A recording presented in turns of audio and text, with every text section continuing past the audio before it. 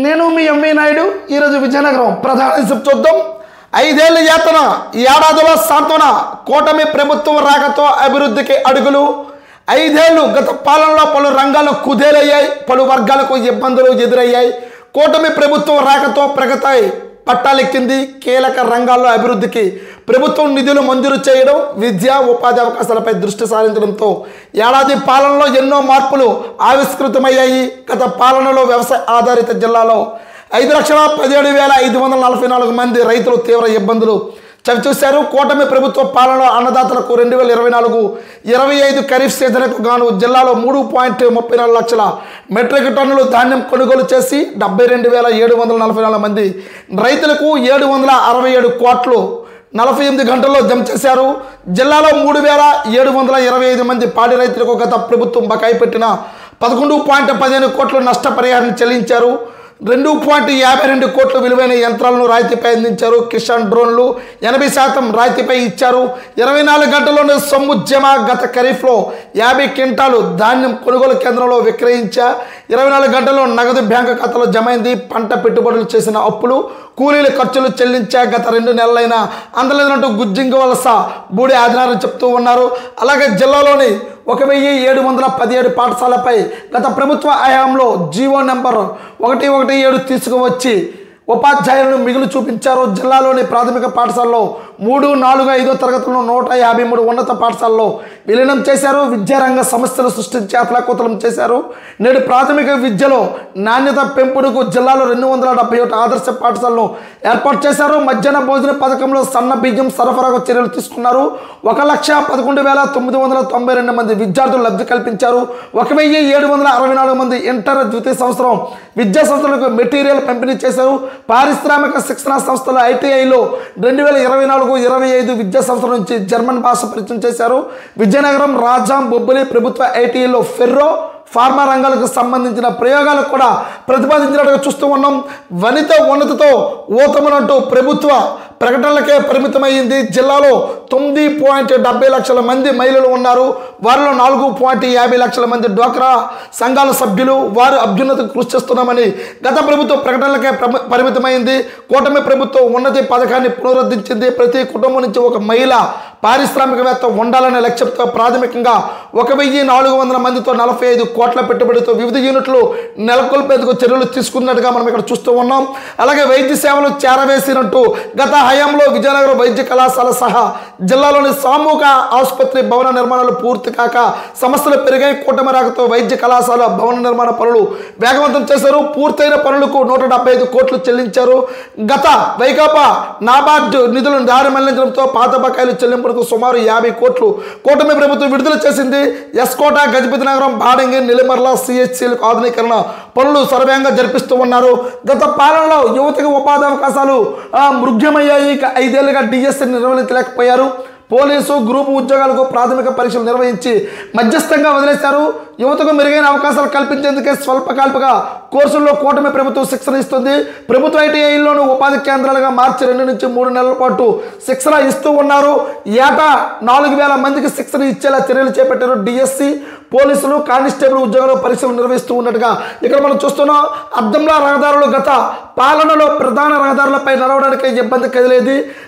కూటమి ప్రభుత్వం వచ్చిన ఏడాదిలపై చాలా చోట్ల రహదారులు రూపు మార్చారు.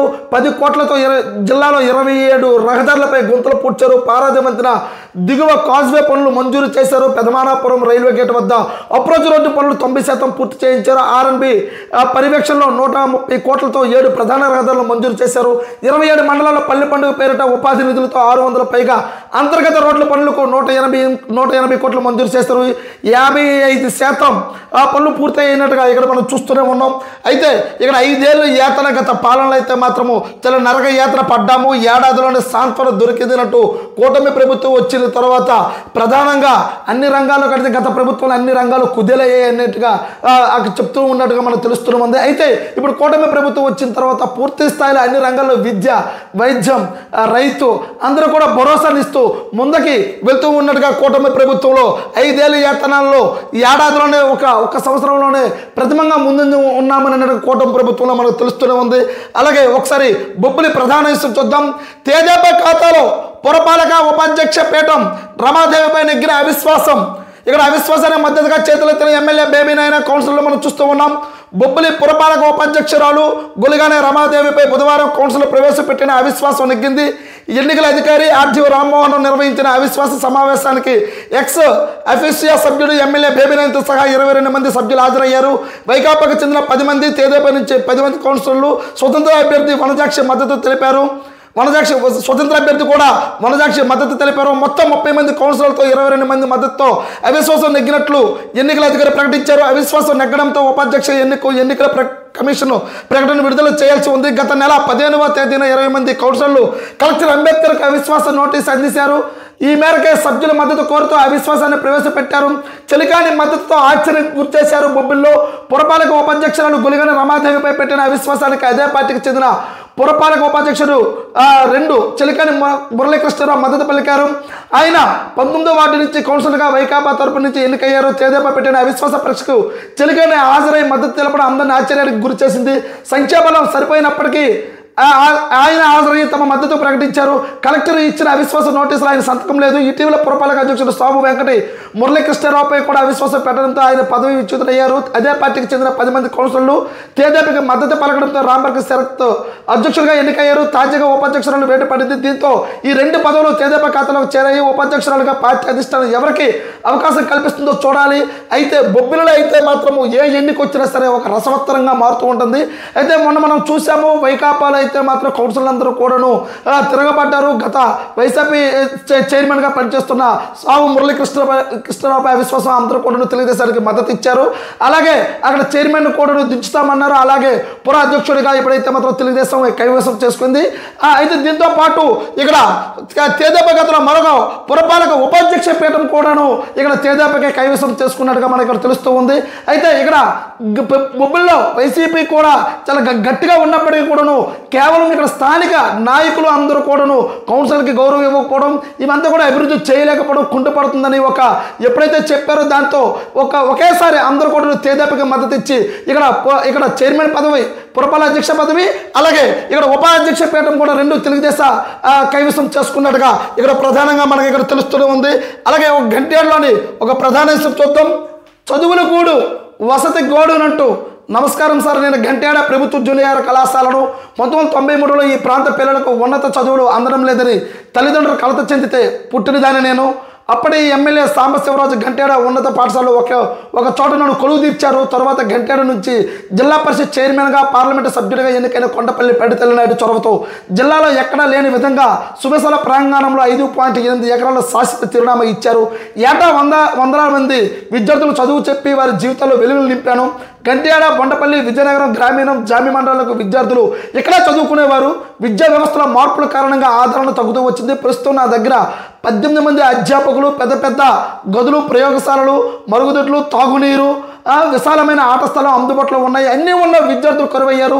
ద్వితీయ సంవత్సరం విద్యార్థులు 77 మంది ఉండగా ప్రథమ సంవత్సరంలో చేరేందుకు కేవలం 10 మంది మాత్రమే రావడం నన్ను తీవ్ర ఆవేదనకు గురి చేసింది. మా ఉపాధ్యాయులు గ్రామాల్లో తిరుగుతూ తల్లిదండ్రులు బతిమలాడితే మీ దగ్గర హాస్టల్ లేదు, అందుకే కదా హాస్టల్ లేదు కదా అని చెప్తూ ఉన్నారు. వసతి గృహం మంజూరు చేస్తే నిరుపేదల పిల్లలకు విద్యా బుద్ధులు నేర్పుతా. నా దగ్గర చాలా గదులు ఉన్నాయి. ఇప్పటికిప్పుడే ప్రత్యేకంగా వసతి గృహం నిర్మించాల్సిన అవసరమూ లేదు. పరిపాలనపరమైన అనుమతులు మంజూరు తేగలిగితే చాలు, పూర్వవైపు వస్తుందని ఆశతో ఇట్లు మీ గంటేడ జూనియర్ కళాశాల. ఇక్కడ మనం చూస్తూ ఉన్నాం చదువుల గూడు వసతి గోడు అంటూ ఇక్కడ ప్రధానంగా అయితే మాత్రము ఇక్కడ గంటేడ ప్రభుత్వ జూనియర్ కళాశాలను అయితే మాత్రము తన యొక్క గోడు వినిపించుకుంటుంది. ఎంతో మందిని అప్పుడు ఉన్న సాంబశివరాజు యొక్క కొలువుతో సహకారంతో నేను ఇక్కడ కొలువయ్యాను. గంటేడ మండలంలోని ఇక్కడ ప్రభుత్వ జూనియర్ కళాశాలలో నేను 1993లో ఈ ప్రాంత పిల్లలకు ఉన్నత చదువులు ఇచ్చాను. అలాగే ఎంతోమంది ఇంజనీరింగ్లు, అలాగే ఉన్నతమైన విద్యా ప్రమాణాలలో ఉత్తీర్ణులు అయ్యారు. కానీ ఇప్పుడు నా పరిస్థితి చూస్తూ ఉంటే నన్ను ఎవరు పట్టించుకునేవారు లేరు. నా స్కూల్కి నా దగ్గర చదువుకోవడానికి రావడానికి కూడా పిల్లలు ఎవరు కూడా రావడం లేదు. నా దగ్గర ఉన్న ఉపాధ్యాయులు కూడాను ప్రతి గ్రామం వెళ్ళినప్పుడు కూడా మీకు హాస్టల్ లేదు కదా అని చెప్తూ ఉన్నారు. అయితే నాకు చాలా బాధ వేస్తుంది. నాకు ఉన్నతమైన విశాలమైన ఇక్కడ గదులు ఉన్నాయి కాబట్టి మీరు అధికారికంగా ప్రకటనిస్తే చాలు, నేను మళ్ళీ మా యొక్క పిల్లలందరికీ కూడా భవిష్యత్తును ఇస్తానన్నట్టు ఇక్కడ జూనియర్ కళాశాలలోనే ఆవేదన వ్యక్తమవుతున్నట్టుగా తెలుస్తుంది. ఎప్పటికైనా సరే ఇలాంటి కళాశాలను ప్రభుత్వాలు గుర్తించి ఆ పిల్లలకి ఉన్నతమైన హాస్టల్ సదుపాయాలు ఇక్కడ అన్నీ కూడా ఉన్నాయి, విశాలమైన గదులు, విశాలమైన అక్కడ చదువుకోవలసిన విశాలమైన ఆహ్లాదకరమైన అక్కడ వాతావరణం అన్నీ ఉన్నాయి. కానీ నన్ను ఇప్పుడు పట్టించుకునేవారు లేరు కాబట్టి కేవలం హాస్టల్ అడుగుతున్నారు కాబట్టి హాస్టల్ కూడా కావాల్సిన నిధులు కూడా అవసరం లేదు, నాకు కావలసినంత గదులు ఉన్నాయి. కేవలం మీ అధికారికంగా మీరు కాగితాలు పంపించి అధికారికంగా నన్ను ముందర తీసుకెళ్తే నేను మళ్ళీ ఉన్నత విద్యను అందించగలుగుతాను, మా యొక్క ఉన్నత చుట్టుపక్కల ప్రాంతాల్లో పిల్లలందరూ కూడా నా దగ్గర చదువుకుంటే నాకు ఎంతో ఆనందంగా ఉంటుంది అంటూ గండ్యాడ మండలంలో ప్రభుత్వ జూనియర్ కళాశాల ఆవేదన మనం ఇప్పుడు చూస్తూనే ఉన్నాం. అలాగే ఒకసారి ఆ విద్యావార్త చూద్దాం. నేటి నుంచి బాలల బడిబాటనంటూ నాడు నేడు పథకం ద్వారా గత ప్రభుత్వం చేపట్టిన పనులు అసంపూర్తంగా నిలిచిపోయాయి. వీటిలో 80% పూర్తయిన వాటిపై కూటమి ప్రభుత్వం దృష్టి సారించింది. జిల్లాలోని 310 పాఠశాలకు 15% రివాల్వింగ్ ఫండ్ కింద 4.43 కోట్లు కేటాయించింది. జూన్ నెలాఖరు నాటికి సివిల్ వర్క్స్ పూర్తి చేసేలా చర్యలు తీసుకున్నారు. పిఎం శ్రీ పాఠశాలలో మంజూరైన పనులు 90% పూర్తయ్యాయి. వీటిని అందుబాటులో తేనున్నారు. సన్న బియ్యంతో మధ్యాహ్న భోజనానికి ఏర్పాట్లు చేశారు. ఇందుకోసం 8744 బ్యాగులను పౌర సరఫరాల సంస్థ ద్వారా పాఠశాలకు చేరవేశారు.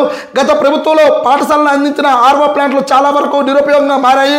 గతంలో 2 విడతలుగా 1137 ఆర్వో ప్లాంట్లు నీటి శుద్ధి యంత్రాలు అందజేశారు. 1080 మాత్రమే అమర్చారు. గడిచిన విద్యా సంవత్సరంలో మరమ్మతులకు సంబంధించి ఆన్లైన్ గ్రీవెన్స్ ప్రకారం 84 పాఠశాలలో సమస్యలు ఉన్నట్లు అధికారులు ప్రకటించారు.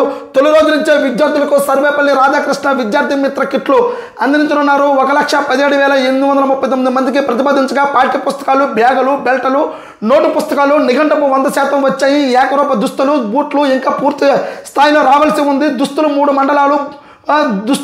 మండలాలు, బూట్లు 8 మండలాలకు వచ్చాయి. పాఠ్య పుస్తకాలు 99.97% వచ్చాయి. వీటిని మండల కేంద్రాలకు పంపారు. పాఠశాల ప్రారంభానికి సిద్ధం. మౌలిక వసతులు కల్పించేలా చర్యలు తీసుకున్నాం. పరిసరాలు, నీటి ట్యాంకులు, మరుగుదొడ్లు, పరిసరాలు శుభ్రం చేస్తూ ఉన్నాం. ఆర్వో ప్లాంట్లు మరమ్మతులకు చర్యలు తీసుకుంటున్నట్టుగా తొలి రోజు నుంచే కిట్లు పంపిణీ చేస్తామంటూ డిఈఓ మాణిక్యనాయుడు ఇక్కడ చెప్తూ ఉన్నారు. వేసవి సెలవుల అనంతరం పాఠశాలలో గురువారం పునఃప్రారంభమవుతూ ఉన్నాయి. ఇప్పటి వరకు ఇళ్ల వద్ద ఆటలతో పాటలతో గడిపిన విద్యార్థులు నేటి నుంచి బడిబాటలు పట్టనున్నారు. జిల్లాలో అన్ని ప్రభుత్వ యాజమాన్యాల్లో 1796 పాఠశాలలో 1,24,986 మంది విద్యార్థులు చదువుతూ ఉన్నారు. వీరి రాక కోసం ఇప్పటికే ప్రభుత్వ పాఠశాలలో ఈ నెల 5 నుంచే సంసిద్ధత కార్యక్రమాలు నిర్వహిస్తూ ఉన్నారు. పరిసరాలను పరిశుభ్రం చేసి చదువుకోవడమైన వాతావరణం కల్పించడమే ఈ కార్యక్రమం యొక్క ముఖ్య ఉద్దేశం అన్నట్టుగా మనం చూస్తూ ఉన్నాం. అయితే కంటోన్మెంట్ పాఠశాలలో పరిసరాలు శుభ్రం చేస్తున్న సిబ్బంది చూస్తున్నాం. నేటి నుంచే బాలల బడిబాటనంటూ ఇప్పుడు మనం చూస్తూ ఉన్నాం. వేసవి సెలవులు అయిపోయాయి. ఇక్కడ బడులైతే పునఃప్రారంభిస్తూ ఉన్నారు కాబట్టి కావలసిన ఆహ్లాదకరమైన పిల్లలకి ఎటువంటి కూడాను ఇబ్బంది లేకుండా పాఠ్య పుస్తకాలు, అలాగే బూట్లు, స్కూల్స్, అలాగే సంబంధించిన ప్రతి ఒక్క కూడా సంసిద్ధంగా ఉండాలి. పాఠ్య పుస్తకాలు అయితే ఇప్పటికైతే మాత్రము మండలాలకి కూడా చేరవేసినట్టుగా ఇక్కడ అధికారులు చెప్తూ ఉన్నారు. కానీ ఇక్కడ చాలా వరకు అయితే మాత్రం ఇప్పటికే పిల్లలు చాలా వరకు కూడాను ఇబ్బంది పడకుండా భవిష్యత్తులో వాళ్ళ యొక్క చదువుకి ఏ ఆటంకం లేకుండా ప్రతి ఒక్క ఉపాధ్యాయులు వాళ్ళ యొక్క విద్య భవిష్యత్తుకి అయితే మాత్రము మీరందరూ కూడాను చాలా సహకారాలు అందించి రాబోతున్న రోజుల్లో ఎటువంటి ఇబ్బందులు లేకుండా అధికారులు అయితే మాత్రం అప్రమత్తం అవ్వాలని డిఈఓ దశ దిశ నిర్దేశం చేసినట్టుగా తెలుస్తూనే ఉంది. చూస్తూ ఉండండి ఎంవీ న్యూస్. నేను మీ ఎంవీ నాయుడు.